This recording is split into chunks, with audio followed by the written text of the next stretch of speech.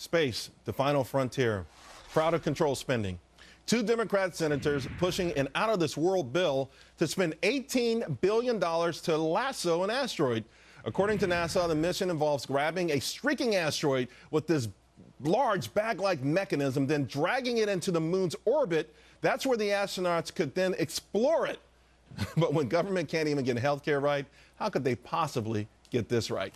Next Generation's correspondent Michelle Fields is asking the same question. God, I mean, how far-fetched is this? And yet these guys are serious, Michelle.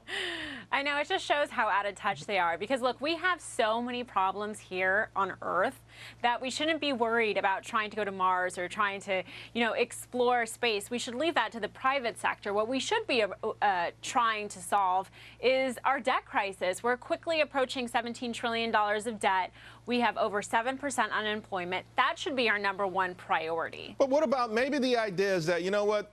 If we wreck this country, then we'll be able to recolonize on that asteroid. So, I mean, maybe they're thinking about an exit strategy here, Michelle. Well, if they are thinking of an exit strategy, they should know that the government's inefficient. I would not trust a government agency to get us out of here. We should leave that to the private sector. If you look at the private sector, there are already tons of people who are trying to do this. You see Richard Branson, who's trying to make space exploration possible and accessible and affordable for everyday people. Let's leave the space race to the private sector and to entrepreneurs, not government agencies who cannot even adapt to change and cannot even do anything right. I would not even trust them to have an exit strategy that would work. Oh, my goodness. I tell you what, if we were flush, though, if we had like a $1 trillion in surplus, I would love to see him try because it would be a comedy show of all comedy shows.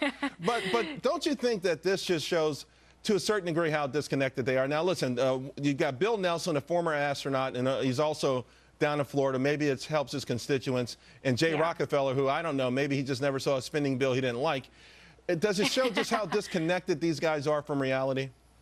Oh, definitely. And I also think that this is just a political calculation. I mean, $18 billion isn't going to get us to Mars tomorrow. I mean, this is going to take tons and tons of money, way more than $18 billion. And their main goal is to get to Mars. That's why they want this bill. I think this is all about just providing money to a lot of their constituencies and keeping their government jobs. This is not about going to Mars. And that gets to the root problem, really, if you think about it. And I talk about this a lot.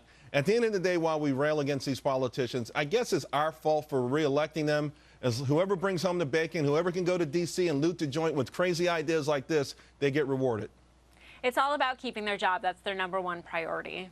Well, I got to tell you, I don't know about you. Again, I love to see it. And you talked about Elon Musk and Richard Branson. Yes. They probably could get it done, not for $18 billion, but it's just a nutty idea, and it has to go away soon. But you don't. We want you to keep coming back, Michelle, so thanks a lot. Thank you. All right, we'll see you soon.